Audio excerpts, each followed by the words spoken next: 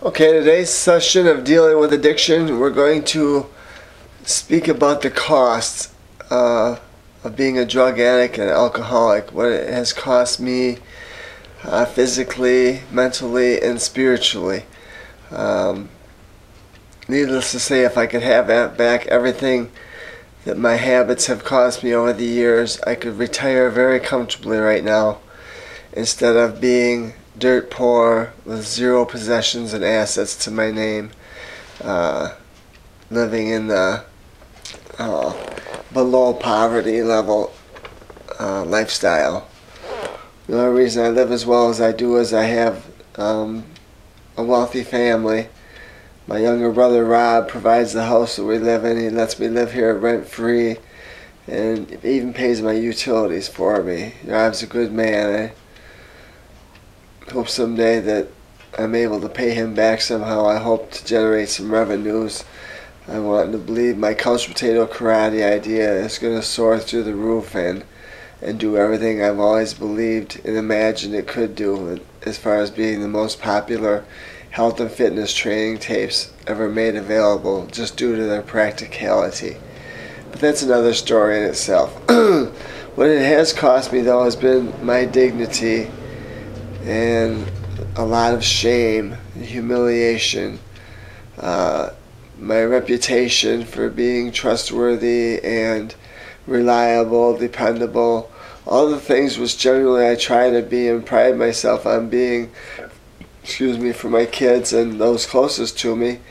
I have a reputation of not being so reliable or dependable in many other people's minds. Many other people look at me like what I'm attempting to do now is just another one of Stevie's crazy ideas. I've tried so many different things over the years, different businesses and things I've tried to venture off on my own, and only to miserably fail in most cases and end up depressed. In this case, I have to make this work. This has to be my best effort. So I have to stay driven. I cannot afford or allow myself to slide into a slope. Because that's another thing that addiction has cost me. It's cost me my mood, and years of memories, years of my life are just blank, that I have no recollection of evenings, weeks at a time, even months at a time when I was so high or so strung out on one drug or another. Crack cocaine, I went from 160 pounds down to about 135. I was basically, withering away to nothing. I looked skeletal. I looked hideous. And then there's another time from doctor's medications that had me up as high as 200 pounds, 40 pounds over my normal weight. So I've taken all but about 8 pounds of that off, and I'm working on getting that off too. Other things addiction has cost me besides finances, monetary things, possessions I've sold to pay for my habit. It's embarrassing to even talk about and think about the thousands of dollars that I gave away for, basically pennies on the dollar just so I could get high for a day or a night. It's embarrassing to look back and think that I could have ever been so foolish. Yet I still understand how people can get there and end up in those situations. And I'm here hoping to tell them there is a way out of this. You do not have to lose everything that I have lost. I've seen it. In my case, it more than likely has cost me, for sure, one marriage, possibly two.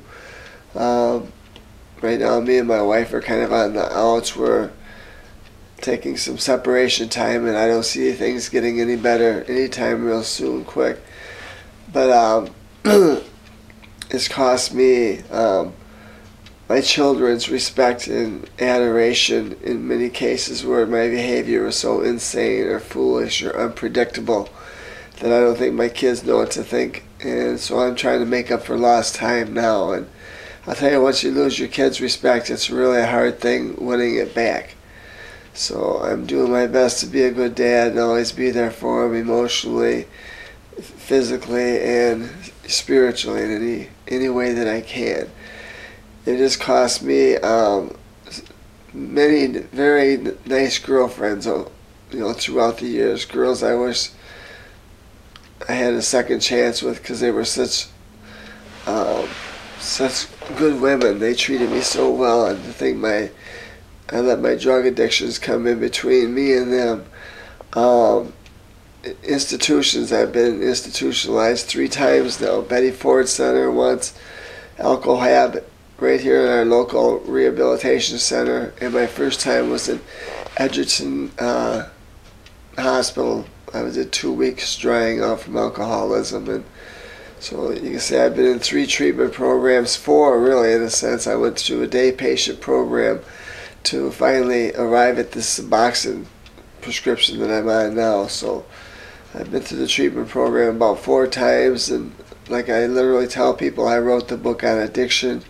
You can find it on my website under steveackerman.net.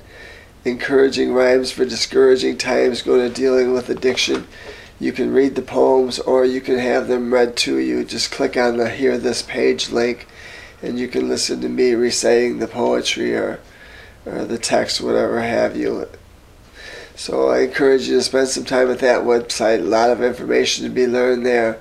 But just the costs and expenses from being a drug addict and alcoholic, what you lose in self-esteem and what you lose in monetary value, what you lose in friends and family and respect and dignity and everything. Is just, there's nothing positive that comes out of having a drug or an alcohol problem.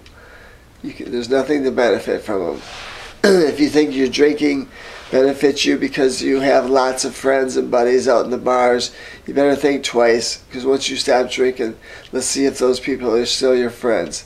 The same goes with doing your drugs, smoking your pot, whatever the case may be. Once you stop, you'll find out who your real friends were.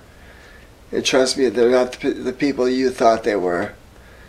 Watch how quick everybody flees or runs away from you once you decide to get clean and sober. But we want to get clean and sober because we don't want to lose everything that means anything to us. So that is something we need to address. I'd like you to sit down and make a list of everything your addiction has cost you to this point in your life, and look at it, and then multiply that by however remaining years of your life are left. Divide that.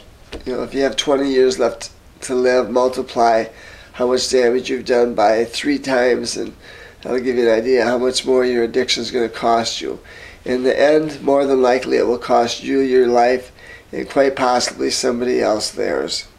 We often take other people down with us when we kill ourselves, especially those of us who drink while we drive. So if you do that, please think twice again before you do it, because all it takes is one incident and you can kill a whole family, end up paralyzed in a wheelchair, or do the same to some other innocent victim. So with everything to be lost and nothing to be gained, does it really still make sense to you to be an addict or an alcoholic? Wouldn't you rather be a recovering one with past stories to tell to your kids and grandkids so that you can keep them clean, keep them from ever getting involved and making the same mistakes you did? That is my intention, and I hope to make it yours. Thank you for your time.